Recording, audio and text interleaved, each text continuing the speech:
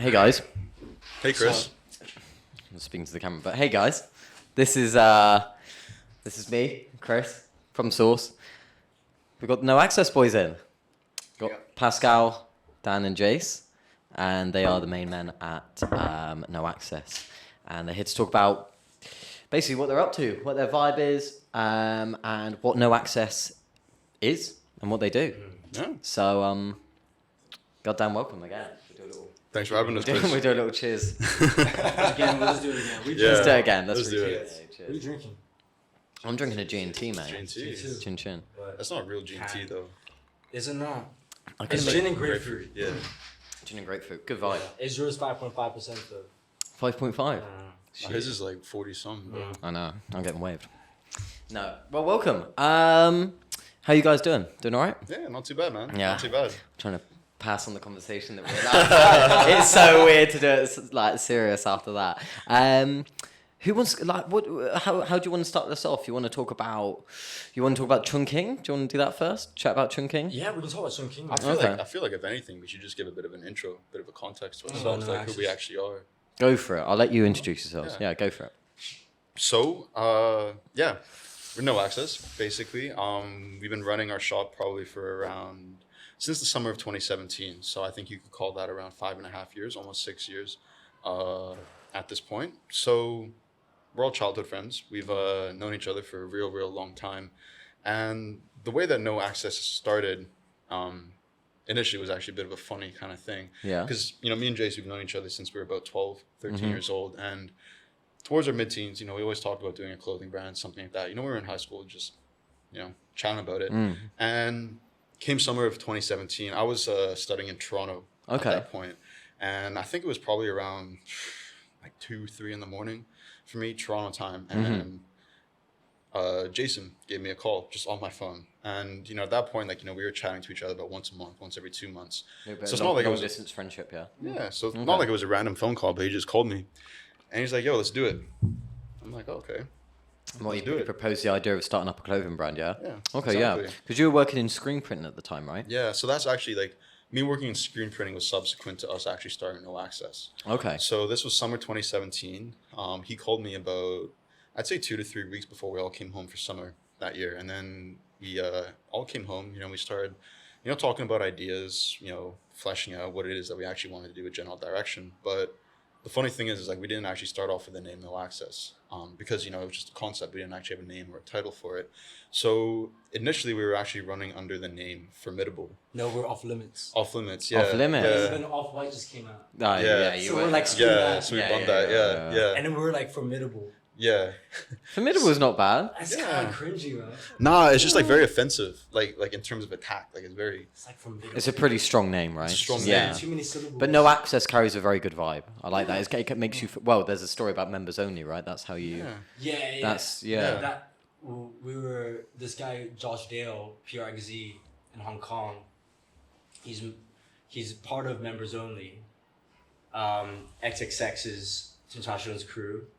And yeah, we were making clothes and all that, and then what happened was they were gonna go on tour, and then we were like, okay, well, we're gonna meet you in London and we're gonna give you a bunch of clothes, but then one thing led to another, and obviously X passed away.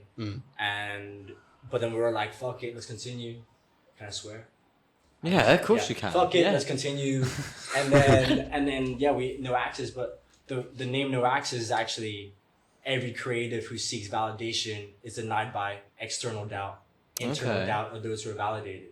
So No Access is actually the people in No Access. We felt like we had no access growing up. Okay. So it's not like you have no access. It's like if you join, we felt like we had no access, and now you have a platform, a place where you can showcase your work, and where we can collaborate with each other. We can help other people with their work that don't know where to go, and because we didn't know that, and we had to figure that out as teenagers, and luckily we did, and here we are. Nice. So All yeah, right. I mean, so that was in the summer, and we were all back for around 2 months that year back in Hong Kong, and then eventually I returned back to Toronto because I was going into my third year of university at that point. So we have the idea, but at that point, we don't really have a means to actually print. We don't really have a means of actually conducting manufacturing. So I get back to Toronto, and two of my best friends in university, Louis and Basil, shout out. They organized an event. So basically, they were running this thing called Keep Six, which is basically like their own radio show in Toronto that was really trying to put on, like underground artists, underground rap artists. So they threw an event in March of 2018, and they invited, me, No Access Crew, to do a pop up. But at the time, I was in Toronto. Nobody else was in Toronto. So I wanted to make some hoodies for this pop-up. Okay. We wanted to sell something. So I got in contact with a man named Tim Mulvey in Toronto, and he owned a screen printing shop called Got Merch. So I went to him and I said, yo, trying to get these hoodies. And, he quoted me like it was a normal transaction. But I was genuinely very, very interested in the whole process. So, I was there with him, watching him do the screen print and everything like that. So he made the hoodies for me, but throughout the process, we developed. You were watching it as well. Yeah, I was watching it. Okay, that's cool. Yeah, so we developed a real good relationship, and we had the event. Event was great. It was our first pop up. But then about 2 weeks later, he gives me a call, super randomly, probably again like real late night hours, and he just asked me like, oh, like do you want to come work? Do you need a summer job? In the screen printing shop. Yeah, in the screen printing shop. So I was like, yeah, fuck yeah, like it's super like fun. A good I love it, and it was great because it was a space probably around the same size as Sauce. The front was like his office, like a vending space, and the back was where the whole screen printing lab was. So we had a screen printing setup, we had a heat transfer setup, and we had a big laser printer that we used for like stickers, decals, that kind of thing. Okay. So he brought me in, and during the summer of 2018, basically just showed me the ropes, how to do, all of the screen printing, how to handle the screen printing. So I apprenticed basically for the summer of 2018. And then in the fall of 2018, I actually came on as an official employee handling client orders. And then, at that point, obviously I was talking to Jason, I was talking, to Dan, all the guys in No Access. And I told them they're saying to me like, bro, like you can literally screen print anything that you want. Yeah, because you had that experience, right? Yeah. So when you came back to Hong Kong, how did you get that all kicked off though? Yeah, well, when we didn't really, no. We were aimless. We haven't screen printed since we come back. Oh really? Yeah. Shit. Which sucks because that was like our avenue of conversation. So like when I spoke to Arthur Bray from Yeti Out for the first time, that was the avenue of conversation. It was like, and it would lead to like bigger relationships, and that's what's quite sad about coming out of Hong Kong is that we don't have that avenue. And like screen printing, you need ventilation and shit. We don't have that. Okay. Yeah, so it's poisonous, right? But I mean, yeah, honestly, like it was the best time of my life, man, because I was going to school. I was a full-time student at that point, and I'd probably finish a class at like sometimes 6, and I'd go into the studio, and then I'd spend 6-7 hours just doing client orders for Got Merch. And getting a bit of an experience that helped you now, right? Yeah, well, just money in my pockets, honestly. Like I did client orders, and then around 12/1, that's when I started my No Access kind of stuff. Right. And it was an amazing experience because I could take a design, put it into Photoshop, threshold it, make it black and white, go to the printer in Chinatown, print it on a vellum, bring it to the screen printing studio, and I could literally print anything that I wanted. Print on command. So I would print on command. Print on command. And so, at the time, like we were doing a lot of one-offs. That was really how the model started. It was very prototype based. And, that's really what we were doing is that we weren't selling anything. Like I was just going into the screen printing studio, printing whatever the hell that I wanted. And going through that experimental phase. It was actually kind of funny because I was at a skate shop in Toronto called Dime, and they were selling this Brain Dead Kimes Carhartt collab, and I bought the pants, but basically like there were these overalls that had this design going all the way down the leg, and I was like, wow, that's sick. And I could make that myself. Like I could literally just go to the screen printing studio and make that myself. So the first like foray that I really had into screen printing for clothes that I myself would wear under the name of No Access was just pants with like designs going all the way down the left leg, always the left leg because I'm left-handed and it just felt natural to me. Oh yeah. But just do designs down the leg, and I was talking to Jason, and eventually Jason would be sending me his designs or other people in the crew's designs, and I'd be printing those, but we weren't actually selling anything. Okay. At that point, it was more of a passion project. Yeah, it was very much a passion project. So how did you guys transition to? Because I met you guys in what 2020. Winter of 2020. Yeah, winter 2020. How did you guys get from that to when I first met you? Because you guys came out with, since I saw you guys came out with like a full, almost like it wasn't like a tracksuit fit, but it was matching jumper and pants, and all that kind of stuff. How did you get to that stage? Was that when you first came out? Well, you released it after I came back. Yeah, right. You came in with that nice, like, beautiful cream. Yeah. With the dragon on the side, and then you had like a matching jumper as well. How did you get from what you're talking about to that stage? Going through it chronologically. We came back I came back to Hong Kong because of COVID, Okay. and then I came back and I just saw like how everything's changing here. Okay. Because like when I left, I was like 18, 19, and the art scene was kind of it was kind of like it was kind of brewing, but it wasn't boiling yet. Yeah. And like Yeti and stuff, they're doing stuff, but you'd hear about it. But we came back, and then I just called everyone. I was like, listen, like the scene is kind of open at the moment. Nice. We can like do some stuff, and then that's where we kind of try to follow the pattern with the leg prints, with like the dragons on the leg. But I think it was more like there's a way we can kind of showcase our shit here more so than we can do in Toronto or London. So we need to come back here and You made this kind of more the core base, right? And then I ended up staying. Right. Yeah. And then I ended up staying, and Dan was here. Dan wasn't in No Access yet. Yeah, that was sort of the first time I did something actually that. Yeah. So he did the jumper. He did a jumper on the. Nice. Yeah. Yeah. So yeah, no, like the design was like something that I drafted when I was in like second or third year university, and through Stan actually I got in contact with a screen printer in Hong Kong. Oh, really? He was the one that helped us manufacture. Well, I did like the sourcing and I did the production.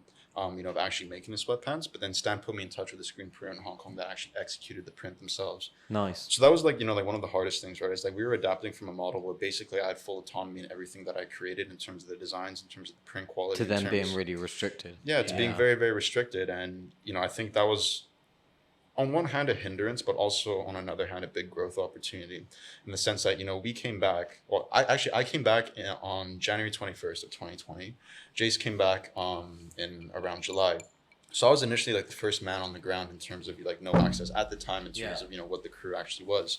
So again, like for me within No Access, I handle all of the operations, merchandising, production. That's really what I've always been good at and what I wanted to specialize in. Yeah. Not so much on the design side of things because, that's why we have the whole crew. We have Dan, obviously, who does our 3D design, Charlie and Raphael, who do our 2D design. And, Jace also lends a hand in design, but is much more on the marketing, PR, outreach, BD side of things. So, I thought, okay, well, look, I can't print my own shit anymore. That's unfortunate, but what am I going to do? So I picked up a job in merchandising, denim design, fabric research in February of 2020.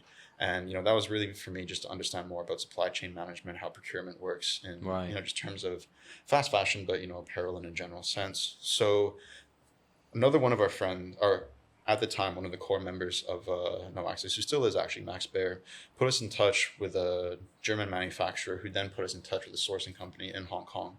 And that was my initial point of contact in terms of actually getting stuff manufactured. So what I used to do back in the day was I would take a pair of pants or a hoodie that I really liked the fit of. I would send it off to the factory.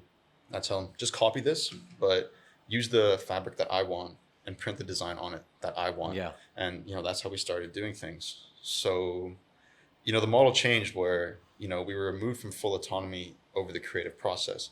But in a sense, we were able to automate the process and produce at a much higher quality than initially. Because, right, like I was just printing by myself. Like obviously there was quality control, but like I was just making shit that I wanted to wear. And then we came back and we were like, well, why don't we just transition from making shit that we want to wear ourselves towards, other like-minded people. And you've also collaborated with different artists as well. You did Mama Told Me, for instance. Mama told me you guys. Us as well. Sauce. Mama told me. Also that wonton sauce collab with No Access. That was an iconic t-shirt. That was an iconic day. Iconic t-shirt. And yeah, man, we're kind of, I think one thing that we've noticed about ourselves is that when we collab with people, we want to collab with friends. Yeah. Because we're a very close-knit bunch of guys, and we want to kind of elevate each other, and that goes with friends too, right? Yeah. So not just friends, also just people who themselves, they are doing something interesting as well. Yeah. It's a like-minded. Like with Saucy, it's not just a barbershop. It's almost sort of this space with a lot of different things happening. And that's a lot more interesting to collaborate with someone like that. Yeah. And I think that's also like how you necessarily gravitate. Yeah, how did you guys move from 2D to 3D then? What was one of the main spurring points? Was it during like most of the NFT rise era? Is that when you started to? It was before that. No, yeah. I mean, when all the NFT stuff blew up, we thought about doing that as well, but it was a bit of like a bubble. It felt like cheap, a bit scammy, right? Yeah. So we never went in that direction. But no, we started before that, just because we didn't really see it being used much. And I this time we would just fully focus on clothing. We didn't really see 3D stuff being done with clothing. Either like the video of it where like the clothing That is all video 3D. is sick, mate. That's Yeah, what like I a wanted promo to. video. That was incredible, mate. That's Yeah. what I really liked. That was so organic. That was man. so nice, It was man. so organically done. Like, And I think we were the first ones also where to use 3D scanning in like an advertisement. right? I think genuinely, I mean, now a lot of people are Well, doing it. I think- but we I might have think- been the first. I think we might have been like one of the first. Yeah. Because no one Yeah. did that. No. In and Hong it Kong, was- definitely. And it was so yeah. organic. Like Dan had like a bunch of renders of like the alleyways in Hong Yes, Kong, and I was man. just like, dude, we can do a whole like it's alleyway is like a catwalk, right? Mate, it was sick. So you can bro. just put people there and we just scan it and then we'd pose. The whole photo shoot wasn't actually done in alleyways, it was done in the park. Mhm. Because we're like, okay, well the foundation is just a wall and a floor, Mhm, right? So you can just lean on this, we can take you out, cut you out and put Yeah, it. Yeah. it's like what's it called? You know, when you just cut out things from magazines and like Yeah. paste Oh, it. almost like a It's collage like kind of thing. A collage, Yeah, yeah, collage, but yeah. with 3D. I didn't instead. know that was done It's in like- post. I didn't know that you filmed Yeah. you separate from Yeah. the place that you're at. Alleyways were done first, and then we were like, where can we shoot this where people won't disrupt Yeah, us? And Yeah. we're like in Admiralty, above Pacific Place, in a park there. I know Yeah. what you're on about. Yeah, maybe. yeah, you know, that nice little, yeah. and we're kind of like next to like, Yeah. am I right saying, no, it's not waterfall, whatever. It was like this. It was weird- it was noisy. Yeah. it was like a noisy, but it was waterfall cool, thing. man. Yeah. But yo, Dan, like, so like you should tell them like, how did you get into 3D in the first place? Like, what was Oh your yeah, no, foray because into that? in uni I studied architecture. That's actually I met you guys through Raph, who was Mhm. in the same class as me at HKU, because we were both doing architecture. Raph still does. I've stopped doing architecture because I think in Hong Kong at least it's one of the least creative industries you can get into, Mhm. which is ironic because you'd think that architecture is really Yeah. creative. Especially in Hong Kong as well. Yeah, Yeah. yeah. So, and like with architecture, you do kind of need to learn all this 3D software. So Mm. that's sort of where like I got the foundation for all this Nice. 3D stuff, and then just built on it from there. So Yeah. just experimenting. Like at the time, I was working full time at an architecture company, and then I get off work, and then for another couple hours after work, I'd either be like teaching myself, because these days like you can teach yourself anything on YouTube. Like there's no excuse. So just like spend a couple hours learning something Very new nice. to get like up to the level where I'm at now. Nice, man. Yeah. Yeah, I've seen you do a lot of bits. I mean, you did stuff with J-Bo, for instance. You did his yeah. album cover. Seen you do quite a few renders. You even did that source render. That I like the Oh, balloon yeah, one. that You know the ages balloon ago. one. Yeah, Yeah, stuff like that, man. Yeah, just messing around. Did a nice little source render. It was like a. Yeah. It was almost like a. It was like a It was like helium balloon, metallic wasn't it? balloon, yeah. Yeah. Yeah, it was Real, fire. really cool. But I think, like at essence, that's where really, No Access started about. It was never about the money. It was never about, trying to flip a profit. No, of in course terms not. I feel like you guys are very ingrained in the Hong Kong culture as well. Yeah. That's why I was more than happy Because I think, that you guys were here, right? yeah, I mean, it kind of like harks back to what Jason was initially talking about, right? Like the whole basis of No Access, like we never wanted to design this as an e-commerce business, not necessarily like, we make clothes, we sell them, we make a 200%, margin on it. But it was more so about, creating a platform where everybody could, really just broadcast their creativity and their own individual aspects. And again, like that's what No Access is about is, growing up, we always wanted to do shit, but we didn't have the platform or the means to actually do shit. And, that's what we thought is like, the idea of No Access is that everyone wants to be creative, everyone wants to broadcast their creativity, but they don't necessarily have the means or the platform in which to do that. And So this is allowing that avenue to happen, exactly. right? And it's not just us. It's not just like, like the guys and girls that are in the crew, but like, what we idealize this to extend to is like, literally anybody that wants to, have a level of creative freedom and be able to like, put that out there. Yeah. Because, we just never really found the means to do that when we were No, I kids. hear that. No, that's nice to be able to give that platform for people as well. Mm-hmm. What's I want to talk quickly about kind of like your chunking. Chunking, since I had Nick on, she talked about it. Yeah. What are you guys going to be selling at the chunking thing? You guys going to be selling tees and shit, or what's the deal? Well, we're not a clothing brand anymore. No, that's what I wanted to chat about as well. The fact that you guys at the moment are actually in a transition, right? Yeah, so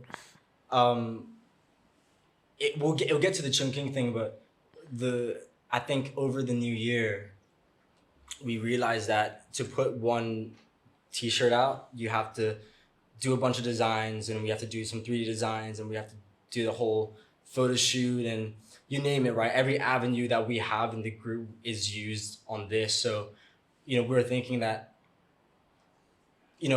with t-shirts, it's such a big market, Yeah. and it's hard to prevail in it. Yeah. And we are not that passionate about like t-shirts and shit No. to like win in that market. Okay. We're passionate about what we do. So like we're like, let's just split apart and let's split apart and like divide the groups where we'll be able to branch out and work on projects that we actually like and Nice. at all times, right? And Cool. and yeah, so Nicole hit us up, Nicole and Nathan, and they hit us up with the Chungking, and we haven't made clothes since the new year, but we're happy to make clothes for like events Yeah. and like pop-ups or whatever, right? And so we did. So this whole design that we put together for Chungking, the one we have now, the collection, I guess. Shout out Charlie. Yeah, shout out Charlie too. Is that, you know, it's for the Chungking thing. So we have about 3 designs. Yep. Black and white t-shirts. I haven't seen these. I've only seen one. I think that was. I got one for you actually. Grab it. Yeah. It's under you. Oh, is it? Yeah. Oh shit! You guys are too kind. Yeah. Ah, man, we God got- damn. Yeah. Ah, So this is boy. the Chungking design. Oh, lads. That right there is for you. Oh I called shit! Alright, I'll unwrap this and I'll show it to the camera then. Yeah. Here, plug this. ATY. This is a legitimate live unboxing. It's Unboxing. unboxing. It's unscripted. Yeah, it is Live unscripted. and direct. I Yeah, love live it, and bro. direct. Hey. Nice. Yeah. Yeah, so I don't know if you've seen the film, but that was sort of like the theme of the whole event. Chungking Express. One car wise Yeah. Chungking Express. Which is a dope movie. Yeah. Legendary. Mm-hmm. That's like one of the main characters from it. Oh, is it? May. Yeah. Nah, her Oh, name this is is May. Oh, I should know the name of this chick. I know like what her name was in the film, but What's not her name in the film? May. May. What's Yeah. the name? I don't know. I can't don't know. remember. I've only seen 15 minutes because we sat down, we designed. And Yeah. we only watched 15 minutes of that recap. Yeah. So we have that one design that was done by Charlie. We have a design that was done by Dan, and then one design that was done by me when this is like an old design when I was in like second year of uni. Yeah. It was Oh, like one yeah? of like my original, Yeah. like when I was messing around. In the Oh, that's Springfield funny how shit studio. comes back around, Yeah. isn't it? We just threw like Chungking wrestling underneath Yeah. it because there's a bunch of judo wrestlers. So there's sumo wrestlers. Sumo and wrestlers, We just yeah. put Chungking wrestling underneath it. Yeah? Just because it was like a bit oriental, could be used. So we're like, okay. But yeah, man. We're really. I mean, we haven't made a new collection In a whatever you while, want, in mate. a while, man. So this must have been exciting to do, right? I mean, getting the heads together and Yeah. Yeah. popping off Yeah, the creative it was juices, great. right? Yeah, Because man. the thing at this point is like everyone in No Access works very autonomously. Like we all have our own projects that we're working on. Mhm. So for example, for me in No Access at this point, I'm handling a lot of like operations in terms of merchandising. So I'm not so much lent towards the creative aspect of things. Whereas like Dan, Charlie, Raph are very much like still have their hands in like freelance creative Yeah. design. And I think that was like really refreshing about this project was that like we actually just had the opportunity to sit down. I mean, granted, it was on like like a video call, but we had a chance to sit down, talk about designs, and ever since we shifted away from the clothing brand model, and we've been much more focused on doing our own projects. Do you feel like that's quite freeing? In a I sense, can yeah. imagine, right? Yeah. It's freeing, but it's a lot of work. It's some restrictions too. I don't know. I just like the fact that we we got back to our roots, right? We got back to like what actually started all of this, and it was just so nice having all the guys on a round table just talking about things. Because I'm talking about things from a merchandising perspective, how we're actually going to get this done. Yeah. But these guys are talking about the designs and Yeah. how they envision them to be on T-shirts, and Jason's obviously coming in on marketing. Like how do we promote this? How do we culture a whole theme around the It's a lot collection? of discipline, right? Because we, like with Pascal, he needs to take away the fact that he can put in some like thought in the design. Because like now Dan and Charlie and whoever can do that. So Pascal has to be like, oh, that's not my job anymore. I'm only focusing on the cut of the T-shirt and the quality. Whereas for me, it's like I can say some stuff, but it's not valid right now, right? It's I need to make sure that it's just on brand with Chungking. That's about it, Yeah. right? I hear you. Yeah. But you also have a big oversight within that process, right? Yeah, for sure. Yeah. What was the bits you were saying was more restricting then? About not being I thought opening up to not be a clothing brand would be, in some sense, incredibly less restrictive. What do you find that's more restrictive? Do you find that you're... Yeah, the restriction, it's not bad, but you have to work in like a confined space, right? So like, one thing about us is that like we said, we like to collaborate with friends. Yeah. But then when we also do work that is not no access work, right? That's like, we have clients. We work with More corporate based. restaurants, corporate, some crypto companies. They want things in this little square box, right? Right, okay. And that's fine. Like, we're here to provide you with that. We can mold that square box into a triangle, whatever, right, for you guys. But as long as we're in that square box at the start, right, and then at the end we're also in that It's square somewhat box. hard to expand from that. Yeah, Exactly. Okay.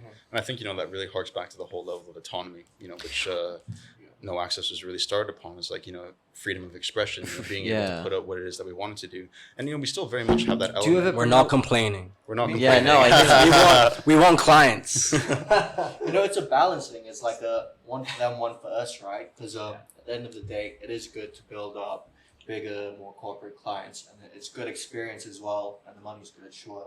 But then also we still want to balance it with our own projects or collab with friends that it's not going to make us money, but we're just doing it for just for the fun. It is. Yeah. But I at the hear end of the that. day, like that's the whole thing. Is like it's just fun. Are you, like, are you guys gonna benefits of ever that. release like old shit again? I mean, 100%. I was a little bit disappointed for Monster Boys about you moving away from clothing because your garms were fucking sick, mate. I Well, mean, you've well- got a jumper, your jumper, the one Yeah. that Raf designed the back of. It's one of my favorite pieces of clothing I have. Period. Thank Those you. shorts, the shorts you brought out, which you weren't even that impressed with, mate. They're like my I think they're you'll like my go-to shorts for like Yeah. a fit. So like for summer, I hate wearing shorts. This is one of the few pairs of shorts I like Yeah. wearing because they actually Yeah. look vibey. The Appreciate you, funny, man. funny thing about those shorts, man, was like it was like actually last summer. I was just sitting in the crib and I was about to go to the gym, and I was like, "Wow, I don't have like any comfortable shorts." No. They're Wow. so comfy, mate. 'Cause I Yeah. got three. I got one black and two white. And I, little fanboy over here. I got nothing, bro.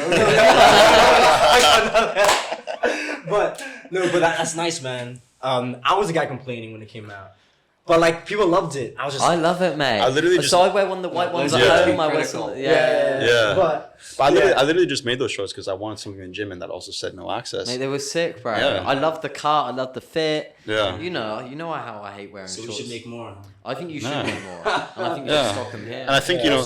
Yeah. Sorry. Yeah, Go we ahead. just Go don't- ahead. Yeah, it's not that we're stopping with the clothing. It's just we're expanding past that now because we have this Yeah. wide range of skill sets, right? Yeah. All the core members, and on top of that, also all the contacts we have. So we're expanding past that. Yeah. Doing things besides Yeah. clothing. It's But like- we will Yeah. occasionally do clothes like the chunking Yeah. drop. I guess it's like, when do we have time to do it? Mm. Like, we have time to do it. Let's do it now. Like Chungking was like, I guess we make time for things that we gravitate towards. Yeah, So absolutely. Chungking was that we're like, okay, I like this. We have like 30 other vendors in Hong Kong. And that's worth it, right? That's worth like being part of the culture. Did you guys? Was it via No Access? You guys did the collab with Club Dow, or was that just That was individuals? Yeah, that's that was just that was- yeah, us. that's for So jazz. things okay. like that though as well, where like we'll offer like you want something just really specific, right? And same with And Pad. sort of tailored And was to that. Padre via that? That was like Padre, yeah. Yeah, Sort of it's- the interior design. yeah. You I guys. mean, it was were- like the brainchild of Matt from Hop, right? Yeah. So he sort of had this idea in his head, and I just helped sort of flesh out in 3D so that the contractors would know how What to the build fuck it to out. do, yeah. Yeah. But you guys did a wicked job, man. I mean, I went there. I've been there 4 or 5 times now. And each, huh? You've never been? Have you not? No, I know. We did First the go that- shorts, now the clothes. like, We went that one time. It was so packed wasn't we there. couldn't get in. oh No, yeah, we we weren't weren't let in. So you made it up to the door. We weren't let in, bro. They said it's full, bro. Like, And it wasn't. Like, completely we I can't even fucking see the designed work this we place. Oh, sorry, bro. Yeah. You're like, I created this bitch. Yeah. Like, you wouldn't be here without us. Like, you know who I am? You wouldn't even have a club. we're just like, okay, we walked out. Oh, Jesus. Yeah, I know. Oh, that must have been fucking. It was jokes, man. Ay, Christ. Yeah. No, but I like it, man. Every time I've gone there, and actually, I do actually rate it to people. I've told a few clients as well. I like it, man. I like the atmosphere Padre gives, but it's also the work that you guys have done. That stained glass in the inside. All him. Is that you? Yeah. All done. So That was I so did sick, the- mate. how it looks like, and then I didn't even know we Matt did had this. like a really talented artist do the actual design because I was like, let's do like a flower pattern kind of thing. But it's not. I'm not really like a. I'm not a 2D. Yeah, you're not going to You're not an detail draw illustrator, that yeah. 2D. No, Did yeah. that, and then I took it and put it into the 3D. It's so we well could done as see well. You've how got it those looks like. 3 panels of that glass, and it suits the atmosphere very, very well. So shout out to Padre as well. Shout out to Yeah, him. shout out, man. Shout out to Shout Max out- Sang. They got dope. Shout out cocktails. Binge as well. Binge, you did stuff for Binge? No, because they one dude with Binge is with Padre. I didn't know that. Yeah. Okay, shout Binge out. is just up there. Best Yeah. chicken wings I've had in definitely Soho. But you know, Chris, like that's kind of like the funny thing about how our operation is running right now. It's like, you know, Jason will be doing something, Dan will be doing something, and I probably wouldn't know anything about it until, you know, the project is actually towards, you know, like 80%, 90% done. And, you know, that's what I really love about our operation right now is that we're all working so autonomously, like, you know, on our own kind of projects. And obviously we're still sharing, you know, our information about what's going on. But like, you know, Dan could be doing something. I wouldn't even know anything about We it. give a lot of feedback to each other. Yeah. Yeah. Is there any particular challenges you guys, if you guys want to talk about it, is there any challenges that you guys really faced that you grew from during this whole process? Is there one that stands out to you that particularly racked your brains a bit and then you felt like you grew from? Yeah, man. I think it was like a lot of us are still working full-time jobs. Okay. Yeah. And that's fine, like, you know, but one thing that we have to adapt to is the fact that it is getting more serious. We are getting more clients here. We want to do collabs here. When can we find the time? So it's, you know, I quit my job today. Yeah, I did. Didn't you tell me? Sorry, I was gonna say, yeah. Quit my job today, man, because Hey, like shit. we need to move, right? And, Congratulations. and thank you, brother. God damn. Do you do that just for the podcast so you could say it? Like, Yeah, I did it for the podcast, man. Yeah. Tomorrow you'll be in asking No. to son. Funny enough, I quit and then I saw your message.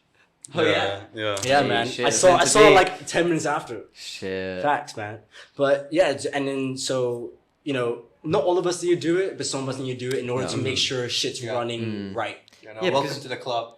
this guy's been at it for A few months now. quite a few months. Yeah, man. you've been freelancing your shit for a while, Yeah. right, Dan? Yeah, because when you have a job, it's difficult because you have to do your job and then after work you do the freelance stuff. Because with all this freelance work, you can't really slow down because if you tell a client, oh sorry, I'm busy too many times, eventually they're gonna Fuck go off find somewhere someone else, else. So you always have to be on it. It's a reputation at stake. Yeah, and then, but then when you go full freelance, there'll be some months where you don't really get much work, and then other months where like you'll be It's really all in one go. overbooked. Yeah, I can imagine It's probably similar with you. With Similar to cutting hair. Barbara, mate. Yeah. Yeah. So like this week, I've got like 6 people on a waiting list. But then the week before, I had like half an evening free, Yeah. and no one wanted a haircut because there was no events Yeah, on. yeah. So it was Yeah. just like, damn, shit. Like, Yeah, do you know, like, it's like it's something like, about yeah, everything. yeah. It's not like going to that office job and you know you're gonna leave at 5, Yeah. and you're gonna get there at 9, and no matter what happens, And you're gonna at get the paid, end of and every you're gonna month, get you're paid gonna the get same. paid exactly Yeah, the exactly. same Yeah, amount. you know. It's Yeah. It goes up and Exactly. You work an hour overtime, you know you're gonna get paid for that. Makes But it when more you take fun up though. it does, man. I think that's a certain negatives, for lack Yeah, of a that's better the term. trade-off. The Yeah. trade-off, the negatives. Yeah. You also had that positive Yeah. because you're not just like kind of monotone the whole time, right? You're expressing yourself creatively. You're building upon yourselves. Yeah. Speaking of which, building upon yourselves, where do you guys see No Access going? What's something that you guys particularly really want to go towards, or anything that you've got planned within the next few months? Global domination. I like No, I like that. Yeah. I mean, it's not a lie though. Yeah. I mean, that's the childhood dream, right? But Yeah. I think right now is just having people understand that we are for the culture, Okay. and having people understand that we're not here for like clout or No. money. You know, like I don't care about how many Instagram followers we have. I don't care about how many likes we get. Like Instagram is a catalog to showcase what we do. Yeah. Right. It's a portfolio. Like we want to work with people to just, I guess, drive the force of like creativity in Hong Kong. I think it is developing. It's moving. That's going back to what you said earlier, like how we didn't want to do this in Toronto or Europe or what, because all these other places, their culture's already well established, like Very deep rooted as well. Yeah, whereas Yeah. Hong Kong, there's a lot of room to expand still in terms of like. And it's not to say that there isn't a creative scene in Hong Kong. There definitely is a very blossoming creative scene in Hong Kong. And I guess, you know, like what we Especially within the past 2 years. Oh yeah. So as creatives in your industry, you probably feel the heat from the past 2 years. Yeah. The fact that coincidentally, past 2 years have just really blown up in terms of people doing different kind of side projects or more in the creative atmosphere. So I imagine you guys have had to kind of dig in your teeth a little bit as well, right? Less so heat, more so like it's just dope to see people do stuff. Okay, right? nice. Like, oh wow, people do Somewhat this. inspiring. Or like inspire you, or you might even like reach out and be like, oh, let's do something. I always go back to like Landmark as an example. Like you look at Landmark, like use Landmark as like a staple of Hong Kong to show you what exactly is happening in the art scene. Nice. Like they open below ground. Kevin Poon's opening a club upstairs. Like Landmark is a corporate OG staple of Hong Kong, and yet it is moving in a complete artistic direction. Man. Nice, man. Like that's something that people should really understand and focus on. Like this is a very important moment for Hong Kong's art, and like we want to be there and help out. I mean, that's why we came back. Yeah. Nice, man. And I guess like, just to circle back to your initial question, Chris, like what is it that we're doing for, what do we see about the long term? I mean, ultimately on one sense, it's like, creative freedom, but, really on another sense, it's just to be able to do what it is that we want to do. I mean, a lot of the boys that are in No Access right now, we're working full-time jobs and we're very much committed towards a sense of financial stability and actually like, being able to survive in Hong Kong. But, what we want to be able to do is like, just make this something that, one, we can put our full, effort and attention towards, but also something that just, really helps blossom and, propagate the creative scene that's happening in Hong Kong right now. Because again, there is a huge creative scene and I feel like, it's largely untapped in the sense that like, it's, again, my perspective, it's very disconnected, like people are all working on their own projects. Hong Kong's weirdly connected but disconnected. That's what I found as well. I found there's so many cool motherfuckers doing sick shit, and somehow loads of people know of each other, but they've never actually met each other. But they're all in these like tiny dense islands. So I agree with you completely there, mate. I agree with you. I think a good example is like me coming in seeing Young, and Young's in like man. restaurant shit, but like it was all love when I came in, right? Absolutely. Like that was interesting, but I get what you mean. It's cool. Is there anything we should kind of watch out for over the next few months? People that watch them should keep their eyes peeled for, or do we want to keep it all under wraps? We'll keep it under wraps, but I think an important thing is that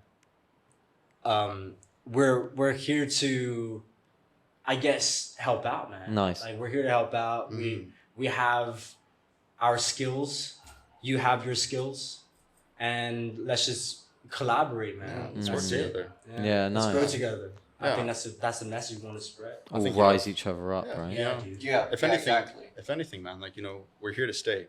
Like this isn't just like, some kind of fleeting passion project. Like we really do have an invested interest. I know. I wish you guys released more fucking clothing though. I know you guys but shit, I never got a pair of those fucking trousers. Please. I thought I'd pressure you on while you're here. So I was like, I could be like, look, listen, man, I've got the proof. You said you do it, right? I'll be wearing this tomorrow. No, but like, trust Chris, like, for me, I studied architecture in university, and the whole reason why I went. You studied architecture as well. I studied architecture. I did I studied architecture, and for me, going into architecture, like the whole basis of that was that I wanted to understand both 2D and 3D design. Okay. So I've always been very interested in graphics and clothing, but I felt that if I went towards that, I'd be very pigeonholed in the sense of like, only being able to do that. But for me, I've always loved designing clothing. I've always loved, fashion, making clothing, and that's, for me, speaking personally, what is that I want to get back to. But I just feel like at this point, we're on a path of branching out, trying to like, create more of a model where it's delivered towards agency, towards like, helping other people out. And I think if anything, I mean, I'm sure the guys can agree with that. So like, it's more so like the clothing brand is just put on pause rather than being stopped. Rather than also a main driving factor expanding out. Exactly. Rather than being creatively limited to like, just being the clothing. Absolutely. Doing like 3D renders for different events or artists or even album covers for J-Bo, stuff like that. Is there anything that's one of your favorite pieces of work, one of your favorite collabs or items that you've come out with? Well, the one personally, each person. I got one. Okay. Well, I mean, the pants are always iconic, but the one-ton shirt was like different. The one-ton shirt's so that special. That event was just sick. Yeah. It broke the fucking DJ booth. It was. They had to replace it, and all the stickers are there. Yeah. All the stickers are there, and now you can see that it's incomplete because people need to restick your stickers. It was an insane night, mate. It was insane. Good. That's iconic to me, man. Okay, nice. For me, my favorite piece that we ever put up was the knitwear.